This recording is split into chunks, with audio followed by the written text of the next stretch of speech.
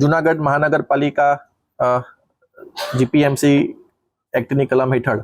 દર વર્ષે કમિશનરશ્રીએ આગામી નાણાકીય વર્ષનું બજેટ જે છે એ સ્ટેન્ડિંગ કમિટીને સુપ્રત કરવાનું થતું હોય છે. સૌપ્રથમ કમિશનર દ્વારા એ બજેટ રજૂ કરવામાં આવતું હોય છે. તો કમિશનર તરફથી જે આગામી નાણાકીય વર્ષ 2026-27નું જુનાગઢ મહાનગરપાલિકાનું બજેટ કમિશનરશ્રી તરફથી આજે રજૂ કરવામાં આવ્યું છે,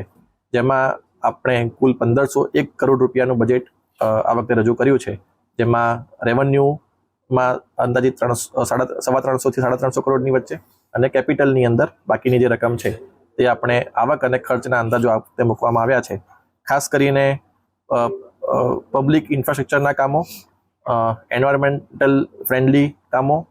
આપણી વહીવટી સુધારણાના કામો અને અન્ય આપણા શહેરને સુંદર અને રમણીય બનાવવાના કામોની આમાં દરખાસ્ત કરવામાં આવેલી છે. સાથે સાથે જે ખર્ચ થશે તેને પહોંચી વળવા માટે જે આવકના સ્ત્રોત ઊભા કરવાની જે જરૂરિયાત છે તેમાં પણ આપણે આ વખતે ટેક્સના બેઝ રેટમાં કોઈ આપણે વધારો સૂચવતા નથી, પરંતુ જે ફેક્ટર જે હોય છે F1, F2, F3 અને F4 એમાં આપણે 5% આ વખતે વધારો અમે સૂચવવાની અમે દરખાસ્ત કરેલી છે.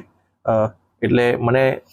આશા છે કે આ જે બજેટ રજૂ કર્યું છે તે જુનાગઢ મહાનગરપાલિકા જે વિવિધ વિકાસના કાર્યો